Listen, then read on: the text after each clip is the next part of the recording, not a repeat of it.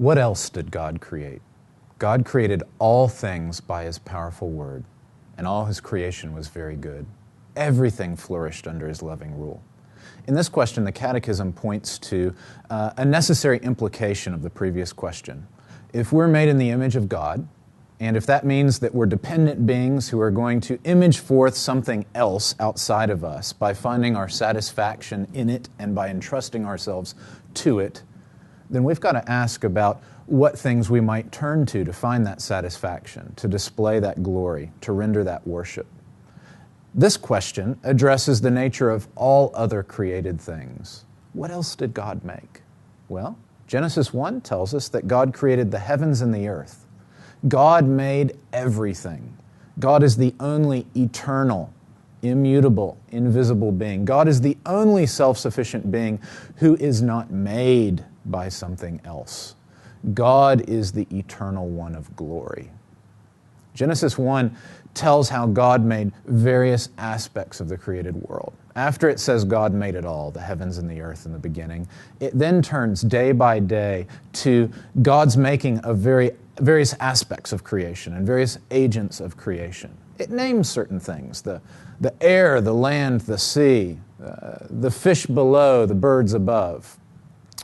As we study the ancient context of the Israelites who would have heard Genesis in the days in which it was put down on paper, we see that the things mentioned in Genesis 1 are the religious competitors of the God of Israel. The ancients worshipped the sun above, the moon and the stars. The ancients treated the seas as though they were divine.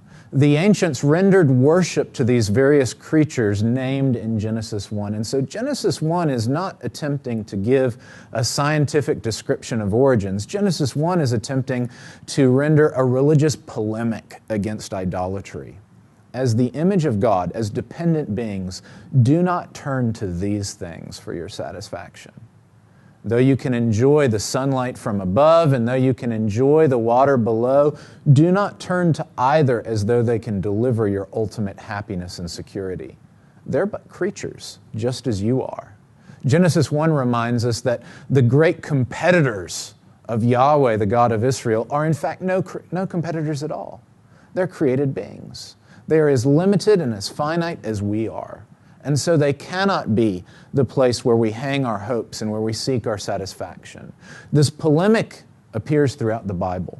In fact, one of the most humorous occasions, though sad, is the account of the plagues in the book of Exodus, where the people of Israel are being brought out of slavery in Egypt. And God does not simply intervene immediately to bring them out, but rather He takes the time through this sequence of 10 plagues to demonstrate His superiority over the powers of Egypt. Some of the plagues might seem a bit obvious, others perhaps a bit comical. It's one thing to turn the Nile River into blood, an easy and obvious blow right to the heart of Egyptian life. It's another thing to multiply frogs and send them teeming over the land. What we see, again, as we study the ancient Near Eastern context of these Israelites and as we understand the religious context of Egypt, is that the plagues are targeted attacks. Just as in Genesis 1, God is picking out cultural icons that are viewed as divine. The frog, for example, is a symbol for Pharaoh, who is divine, who's viewed as a god here on earth. The frog is one of His great symbols. And so God says, I can make 1,000,000 frogs just like that.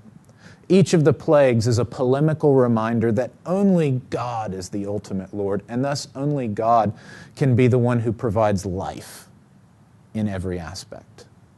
Genesis 1 reminds us that everything else is but created being.